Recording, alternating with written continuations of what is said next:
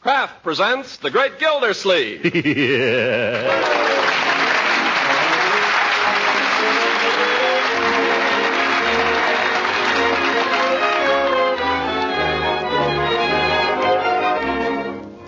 Kraft Cheese Company, who also bring you Bing Crosby every Thursday night, present each week at this time Harold Perry as The Great Gildersleeve, written by John Whedon. We'll hear from The Great Gildersleeve in just a moment. You know, these days it's pretty difficult to get the variety of foods you used to get. That's why you should make the plentiful foods you can get as appetizing as possible. Now, one easy, economical way to make foods taste better is to use delicious parquet margarine at the table and for cooking, too. First of all, of course, parquet margarine is a perfectly delicious spread for bread or toast or rolls. And next, parquet margarine is a tasty seasoning for potatoes and all hot vegetables. Parquet margarine makes cookies and pastries taste better, too, because it's a real flavor shortening, not bland and tasteless as some shortenings are. And lastly, you'll find parquet adds tempting extra flavor to pan-fried foods. Yes, you can make everyday foods taste better when you use parquet. Remember, too, it's a nourishing energy food that contains vitamin A. So ask your dealer tomorrow for wholesome, economical Parquet, P-A-R-K-A-Y, Parquet margarine made by Kraft.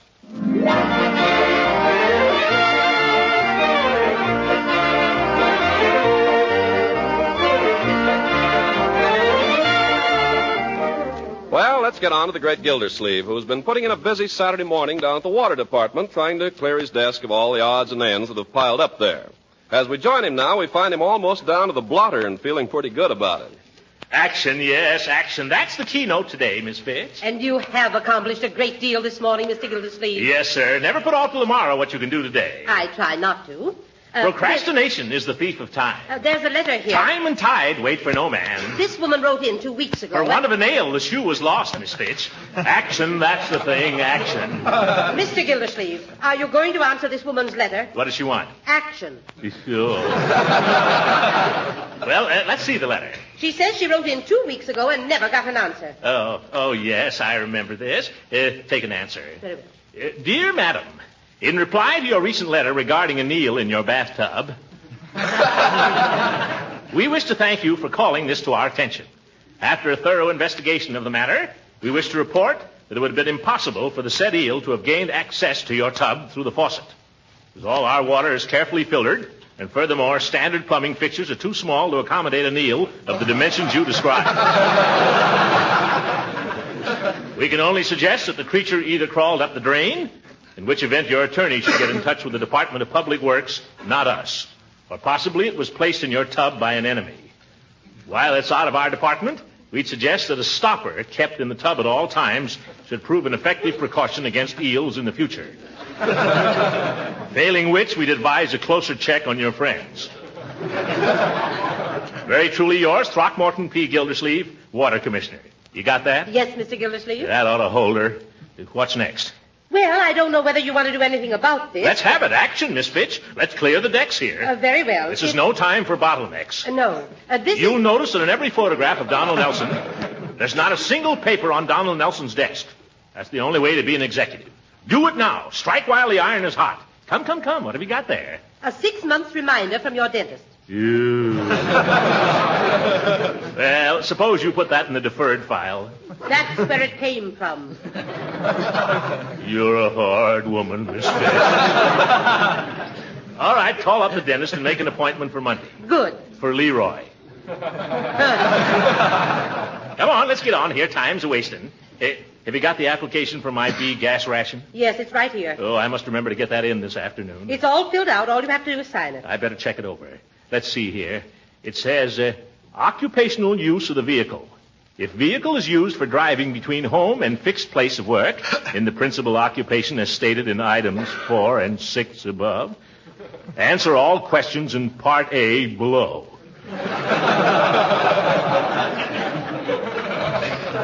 If vehicle is used in the performance of the principal occupation stated in items 4 and 6 above, oh, brother, I'll take your word for it, Miss Fitch.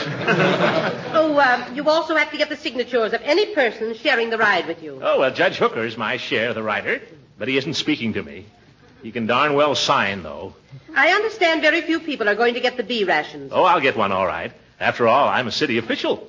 I have to do a lot of official driving. I'm entitled to one if anybody is. Yes, but have you heard who's head of the ration board now? It doesn't make any difference. Who? Judge Hooker. Judge Hooker. Oh, my goodness. Hooker will find some technicality. He'll block it if he has to stage a filibuster. Maybe I better invite the old goat to Thanksgiving dinner after all. That might soften him up a little. Yes, certainly. He couldn't accept a man's hospitality and then trick him out of his B card, could he? I don't recall that the application form covers that. No, I didn't think so. Quiet. Here comes the old sourball now.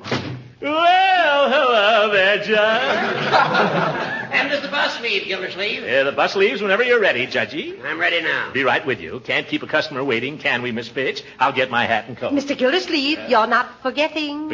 Oh, yes. Thank you. While you're waiting, Judge, Miss Fitch has an application blank there that requires your signature. A mere formality, you know. What's this? Just to show that I'm sharing my car with you.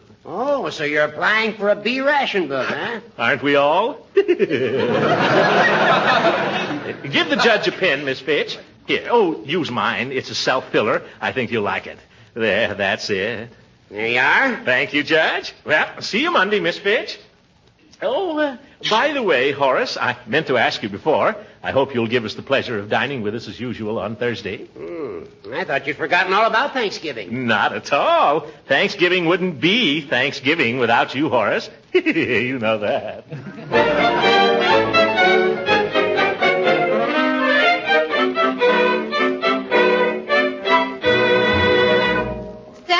Leroy, now while I fit this. I feel like a sissy in this fool outfit. This is the kind of clothes the Pilgrims wore, and they were no sissies. Yeah, but they didn't have to wear them in front of a whole auditorium full of people.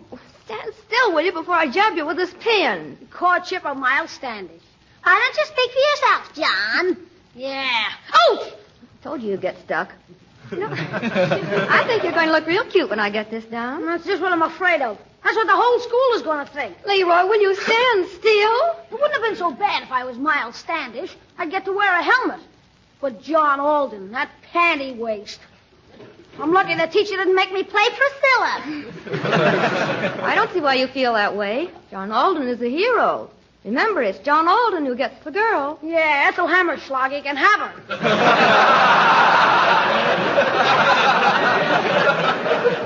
Hello, Uncle Mort. Well, hello, Marjorie. And Leroy. Hello. Well, look at our little pilgrim. Hey, Marge, can't I take this off now? No, wait till I get it pinned. You know your lines yet, young man? Some of them. Well, it's about time. You've been rehearsing that part for a month. I've been trying to get out of it for a month. That's no attitude to take. The Courtship of Miles Standish is great literature. I studied it in school myself. I remember it to this very day. This is the forest primeval, the murmuring pines in the hills. That's Evangeline, Uncle Mort. Well, that's good, too. Let's hear you recite that speech you were having trouble with last night, Leroy. No, I don't want to. Come on now. I want to see if you've learned it. Oh, some other time, Unc. No, right now. I'd like to hear it. We both would. Wouldn't we, Marjorie? We'd love to. No, I won't do it. Not if she's going to listen. Young man, you'll recite that speech or you'll go right upstairs to your room. Okay. We're waiting. Let's see. Prithee, Mistress Priscilla, turn not a deaf ear to the suit of one who, though absent Yet loves thee with a noble and undying passion. Go back and try it again. Do I have to? Yes. If you don't keep at it, you'll never learn the part. If I don't learn the part, maybe we won't have to do it. You'll do it or I'll know the reason why. Come on now, once more. Prithee, Mistress I can't say it. You're not trying. Prithee, Mistress Priscilla. Now you got me doing it. Oh, Bertie, I want to talk to you. Leroy, you go up to your room and practice. Darn old Miles Standish anyway. Quiet, you. Bertie, I've invited Judge Hooker to Thanksgiving dinner. So that'll mean one more. That'll mean 5 more. What? Yes, I hope you don't mind, Uncle Mort. I invited 4 of the boys from Camp Fuller. Oh, well, fine. The more the merrier. Thanksgiving isn't Thanksgiving unless there are plenty around to enjoy the turkey. Speaking of turkey, Mr. Gildersleeve. Yes, Bertie? You wouldn't want to buy a chance on one, would you? I don't suppose. What do you mean, Bertie? Well, the ladies at my church is holding a turkey raffle. Again? All right, I'll buy a chance. How much are they? 25 cents. That's for one. One chance. There you are. There's a quarter. Thank you. Most everybody around here has bought one from me. All the neighbors. Well, you're doing fine. Of course. If you used to buy 2 chances, it stands to reason you'd have twice as good a chance as they have. Yeah. No getting around that, Bertie. All right, I'll take 2. Mr. Gildersleeve, you're making no mistake. Turkey's awful expensive this year. Yes, I know, Bertie. 48 cents a pound at day one grocery. Oh, brother. Yeah. So if even you used to buy 3 chances, you'd still be ahead. Sold, Bertie. Make it 3. Yes, sir. Let's see now. How many is it going to be for dinner? Well, there's Marjorie and Leroy and Judge Hooker and Mrs. Ransom and the 4 soldiers. And you, Bertie, that makes 9. And you, that makes 12. Oh, yes, me. That's going to take a big turkey. Well, maybe we should order one right away and ask him to hold it for us. Well, let's wait and see how this raffle comes out first, Marjorie. We don't want to be stuck with 2 turkeys, you know. Of course, they've sold quite a lot of chances on it, and you've only got 3. Bertie, if you can guarantee I'll get the turkey, I'll take 5 chances. Well, I can't promise nothing, but my cousin's doing the drawing. I'll take 5. Well, that'll be $1.25. That's right. Well, here's another $1. That's quite a lot of money. Yes, it is. $1.25 will buy a lot of things. Don't I know it? You wouldn't like to take a couple more chances just to protect your investment. You get out of here, Bertie, before you ruin me. I got to get down to the ration board.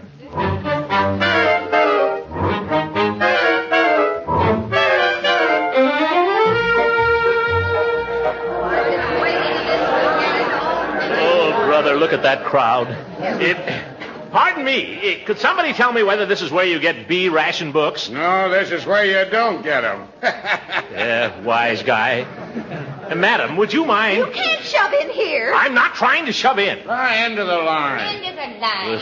I've been waiting here since 2 o'clock, and you come trying to shove in. Yeah. Madam, I was merely trying to ask a civil question. Into the line, Bud. Just a minute. Who do you think you're pushing? Well, who do you think you're pushing? Well, who do you think you're pushing? Why, George, if you weren't wearing glasses... Well, I'll take them off. There. You look worse. Put them back on.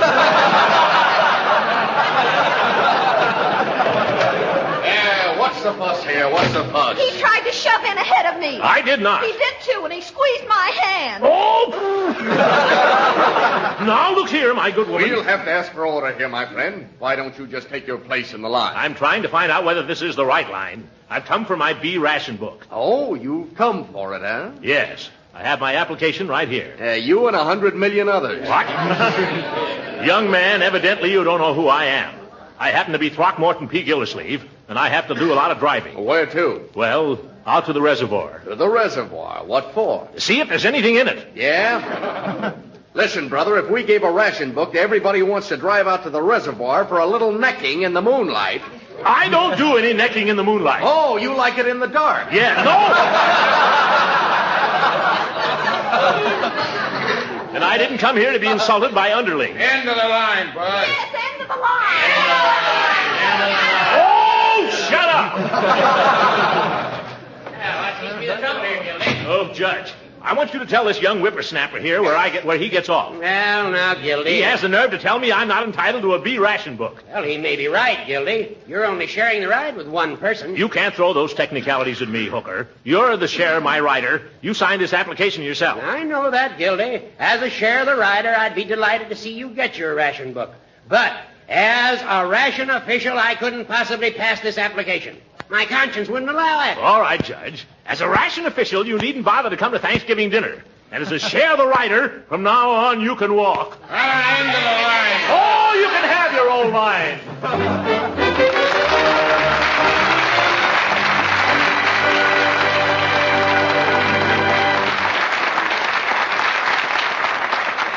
The great Gildersleeve will be with us again in just a few seconds. If you're troubled with a food budget that's hard to keep in line these days, just remember this. There are any number of wholesome, good-tasting, nutritious foods that can help you keep your food budget down. Now, one such food, surely, is Parquet Margarine, Kraft's delicious spread for bread, because it's good-tasting, economical, and nutritious. Parquet Margarine's flavor is something pretty special. Thousands know it as the margarine that tastes so deliciously good. And just as important, Parquet Margarine is an economical source of food elements that your family needs. Yes, wholesome, nourishing Parquet Margarine is one of the best energy foods you can serve. And year-round, every pound of Parquet contains 9,000 units of important vitamin A. Yes, it's wise to economize with Parquet margarine. It's delicious, nutritious, and thrifty. So buy Parquet margarine tomorrow. Just ask your food dealer for Parquet, Parkay. Parquet, the margarine that's made by Kraft.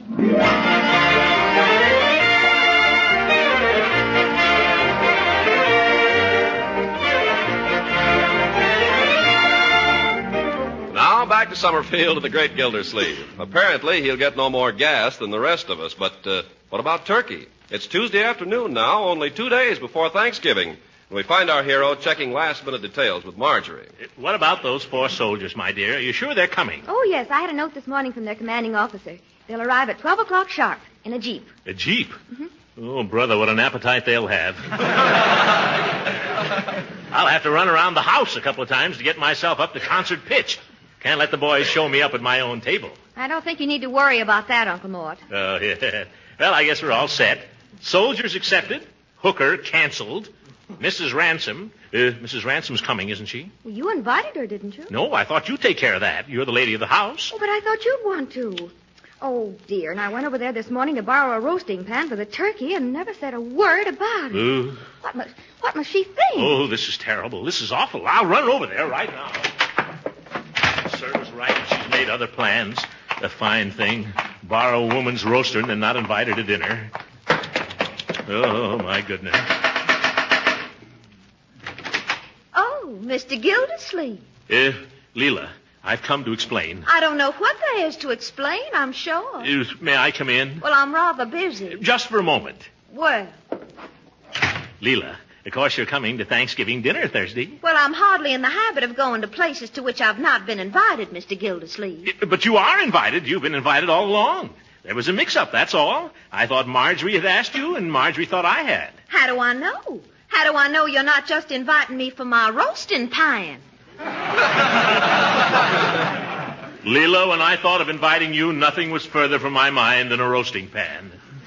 Oh, you say those things, but you don't mean them. It's the truth. You were the first one on my list, Leela. Was I, Throckmorton? Sure enough. Yeah, sure enough. Oh, but I'm afraid I couldn't accept at this late date. You see, I've had all these other invitations. Oh. If I turn them down now, I know they'd be heartbroken, much as I'd like to have dinner with you. We're having a 20-pound turkey. Well, I love turkey, but I'm afraid I can't. I'll save you the white meat. No, don't tempt me now. I'll save you the wishbone. We can make a wish on it. What would you wish, Throckmorton?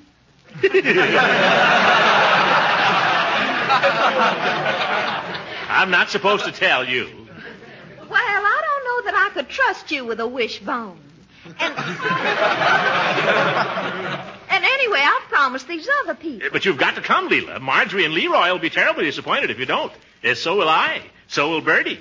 So will the Army. The Army? Yes, we're having 4 young lieutenants to dinner, too. Throckmorton, why in the world didn't you say so? You mean you'll come? Will I? You're too good to me, Leela.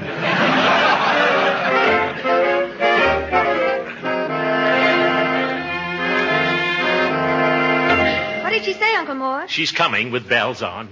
I wouldn't put it past her. Huh? Uncle Mort, can I borrow your shotgun? No, Leroy, certainly not. Why? I'm supposed to bring a gun to school tomorrow. What kind of a school are they running? A reform school? No, Miles Standish has got to have a blunderbuss. A blunderbuss. Here's your pilgrim suit, Leroy. I pressed the collar, so don't mess it up. Oh, put it on, Leroy, and show Uncle Mort how nice it looks, not finished. Oh, no. Go ahead. You look real nice in it. I look like a sissy in it. You look better than you do in that Mickey Mouse sweatshirt you wear all the time. Yeah, and cleaner, too.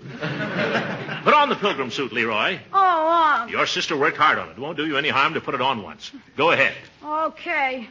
I'd like to meet that guy Longfellow. Yeah. Well, Bertie, you think we're going to have enough turkey for all these people Thursday? I don't know, Mr. Gildersleeve. Let's see now. We've got 4 soldiers, and the 4 of us here, and Mrs. Ransom. What about Judge Hooker? Judge Hooker is an ungrateful old goat. Never mention his name in this house. Excuse me. I didn't know it was like that again. There'll be 8 of us at dinner. And you know the way soldiers eat. You think we ought to figure on 2 turkeys? I don't know, Mr. Gildersleeve. I don't know what we ought to do. What's the matter, Bertie? You seem to be sort of dragging today. I don't know. I don't guess I feel so good. Out a little late last night? No, sir, no later than usual. I just got a feeling, that's all. What kind of a feeling? Like things wasn't going to work out somehow. Oh, well, don't let it get you down. By the way, when are they going to raffle off that turkey I bought all those chances on? Yes, we can't wait much longer to find out about that. Thanksgiving's only 2 days off. I was thinking, Mr. Gildersleeve, how would it be if we had a nice ham instead of a turkey? Bertie, are you hiding something from us? No, sir, I ain't hiding nothing. Except they had that raffle last night. Oh. You came close, Mr. Gildersleeve. You came mighty close. The winning number was 61, and you had 62. Eesh. But it still leaves us without a turkey. Well, sort of. Oh, well, if you gamble, you have to expect those things. We better order a turkey right away, though. Yes, we can't invite all those soldiers to come 20 miles for Thanksgiving dinner and have no Thanksgiving dinner. Well, I'll go call up the market and reserve one. That's just the trouble. What do you mean? I called up the market, and all the turkeys is reserved. You mean they won't sell us one? Butcher says there ain't a turkey left in Summerfield. I don't know what's the matter. Last week, no pot roast. This week, no turkey. We've got to have a turkey. We've invited all these soldiers. We've invited Mrs. Ransom. We've got to find one. But where? Don't ask me. All right, Unc. How do you like it? Like what? The pilgrim suit. Oh, forget the pilgrim suit. We just lost our turkey. No turkey? No turkey. How do you like that? Well, it looks like we'll all wind up eating turkey sandwiches at the drugstore. Yeah. Some Thanksgiving. The drugstore. Maybe Peavy's got a turkey. Hold everything, kids. I'll be right back. I'm going to the drugstore.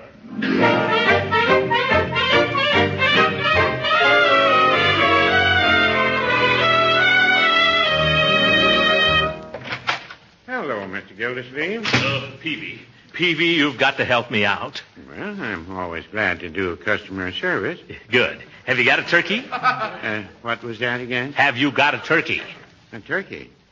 Well, now, I've had people come in here and ask for some strange things, but this is the first time I've ever had a request for a turkey. But never mind that. Have you got one? No, Mr. Gildersleeve. Turkeys are one thing that I don't carry. I'm sorry.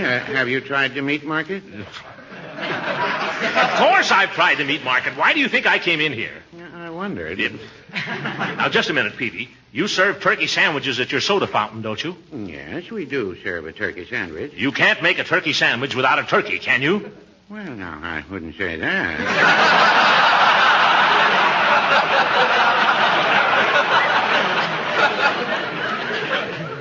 In other words, Peavy, your turkey sandwich is not a turkey sandwich. Well, turkey sandwich has become a sort of a trade expression, although we serve it with genuine cranberry jelly on the side. But suppose you don't care for cranberry jelly.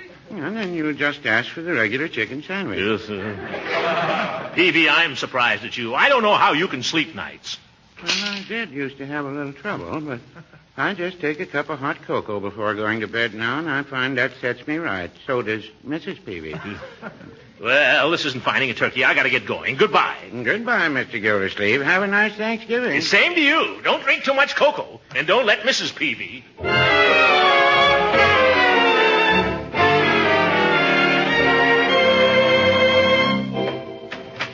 Any luck, Uncle Mort? Not a bit, my dear. I've been everywhere. It's no use. The Army's picked the place clean. There's not a single turkey left. Maybe I should warn those boys at camp.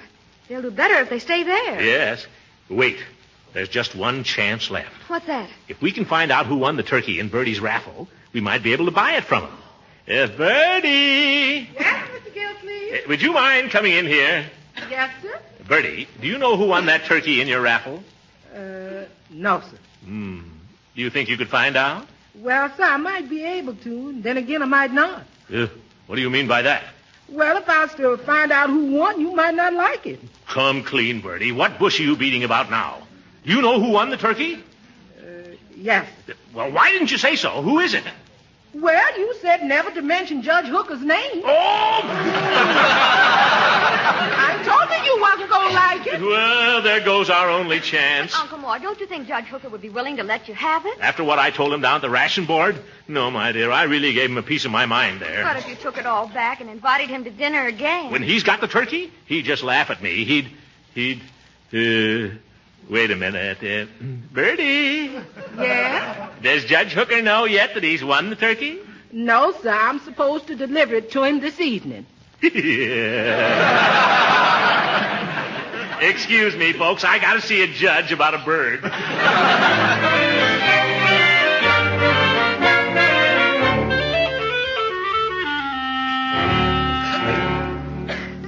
Horace, I've come to ask your forgiveness. You've come to the wrong place, Gildersleeve. That's a cruel attitude, Judge, but I don't blame you for taking it. You behave like a boor, Gildersleeve. You're right, a big boor. In front of a whole lot of people, too. Yeah. I could kick myself when I think of it. Well, we all fly off the handle sometimes. There was no excuse for it. Doing a thing like that to my old friend. Well, guilty of... Horace, you may think me a sentimental old fool, but we've been pals for a good many years now, haven't we?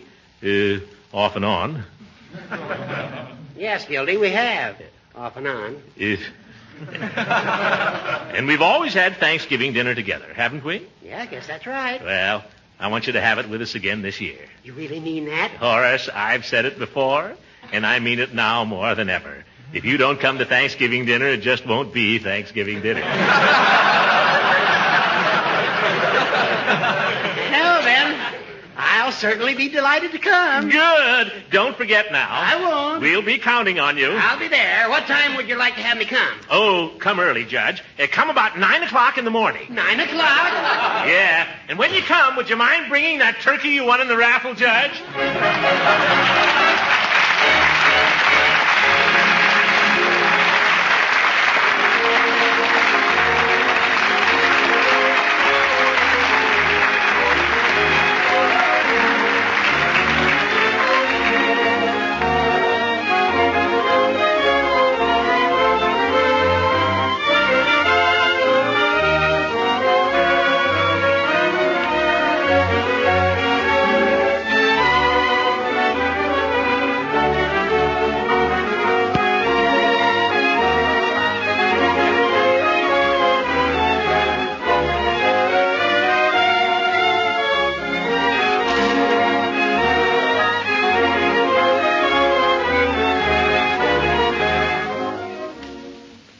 Gildy, I've got to be going.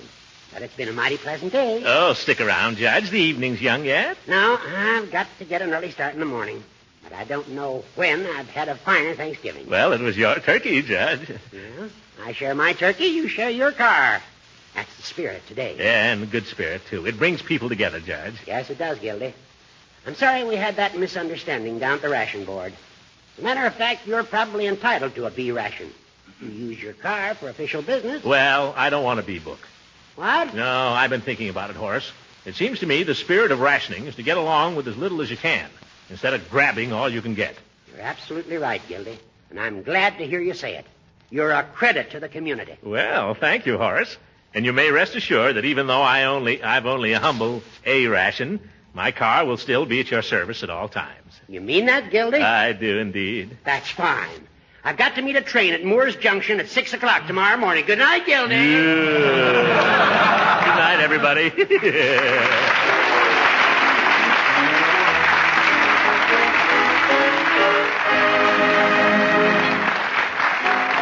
music heard on this program was composed and conducted by Billy Mills. This is Ken Carpenter speaking for the Kraft Cheese Company and inviting you to tune in again next week for the further adventures of the great Gildersleeve.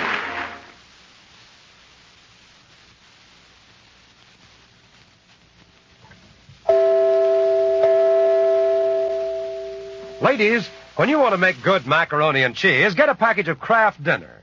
This wonderful product is really an answer to a housewife's prayer for an easy and quick-to-make main dish.